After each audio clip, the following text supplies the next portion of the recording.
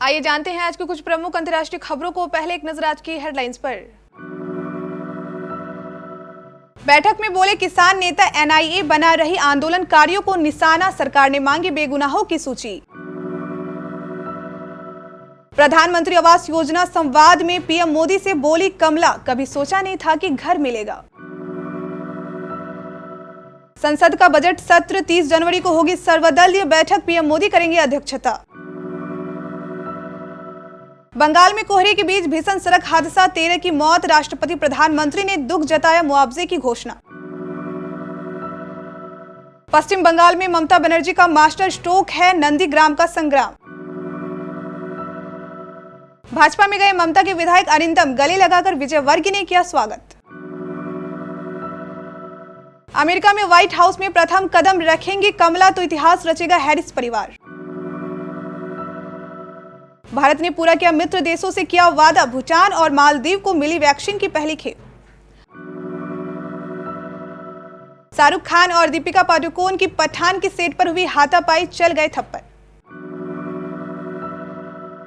दिल्ली की सीमाओं पर तीनों कृषि कानूनों के खिलाफ बीते 55 दिनों से जारी आंदोलन के बीच केंद्र सरकार आज किसान संगठनों के साथ 10वें दौर की बातचीत शुरू कर चुकी है। सरकार इस बैठक में किसानों से गणतंत्र दिवस पर ट्रैक्टर रैली न करने का अनुरोध करने के साथ ही फिर से कानूनों का प्रावधान पर चर्चा का प्रस्ताव देगी। आज ही ट्रैक्टर रैली के खिलाफ दिल्ली पुलिस की याचिका पर सुप्रीम कोर्ट में सुनवाई हुई, जिसमें कोर्ट ने कोई आदेश पारित करने से इनकार कर दिया।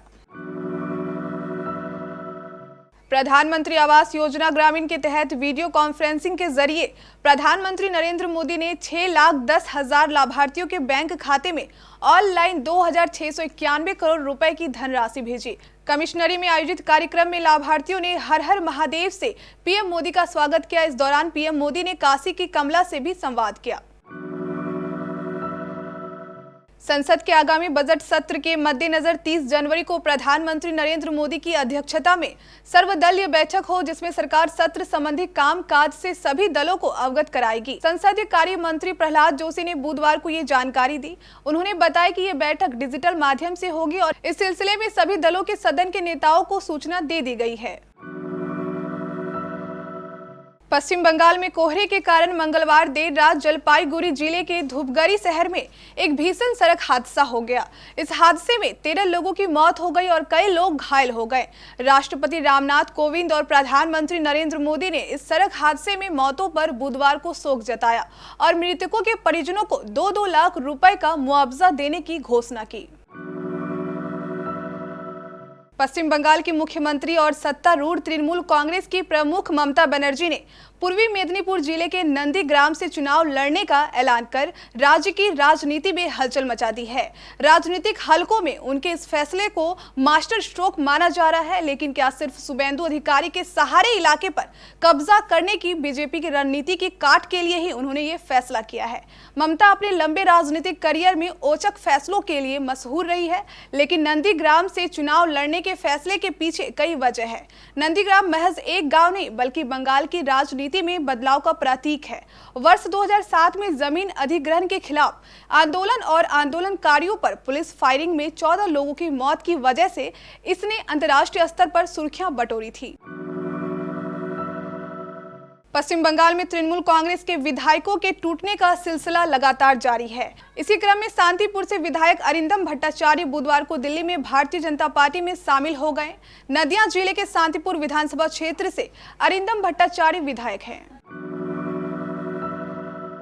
आज जब कमला हैरिस अमेरिका के उपराष्ट्रपति पद की शपथ लेंगी तो उनके नाम के आगे कई प्रथम जुड़ जाएंगे। सबसे पहले तो ये अमेरिका में इस पद पर पहुंचने वाली प्रथम महिला होंगी।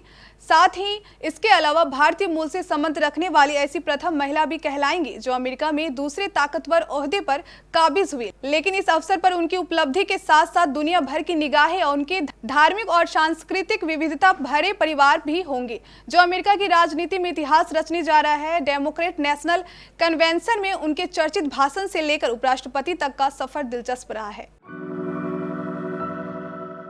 भारत ने कुछ दिन पहले ऐलान किया था कि वो अपने मित्र देशों को गिफ्ट के तौर पर कोरोना की वैक्सीन देगा। आज भारत ने उसी वादे को पूरा किया है। आज से भारत ने भूटान, मालदीव, बांग्लादेश, नेपाल, म्यांमार और सेशेल्स को वैक्सीन की आपूर्ति शुरू कर दी है। विदेश मंत्रालय के अनुसार वैक्सीन की पहली खेप भूटान और मालदीव पहुंच चुकी है। बॉलीवुड के मशहूर एक्टर शाहरुख खान और दीपिका पादुकोण की फिल्म पठान के सेट पर हाल ही में झगड़े का मामला सामने आया है। इस झगड़े के कारण पठान के सेट पर शूटिंग भी कुछ समय के लिए रोक दी गई है। दरअसल पठान के सेट पर इसके निर्देशक सिद्धार्थ आनंद और एक असिस्टेंट के बीच झगड़ा हो गया। बात इतनी बढ़ गई कि दोनों में हाथापाई भी हो गई। ऐसे में पठान के सेट पर एक दिन के लिए शूटिंग भी रोक दी गई है। इस घटना को लेकर पठान से जुड़े शुभ ने बताया कि एक असिस्टेंट सेट पर अजीबोगरीब तरीके से व्यवहार कर रहा था। साथ ही वह सिद्धार्थ आनंद की बातें भी नहीं मान रहा था।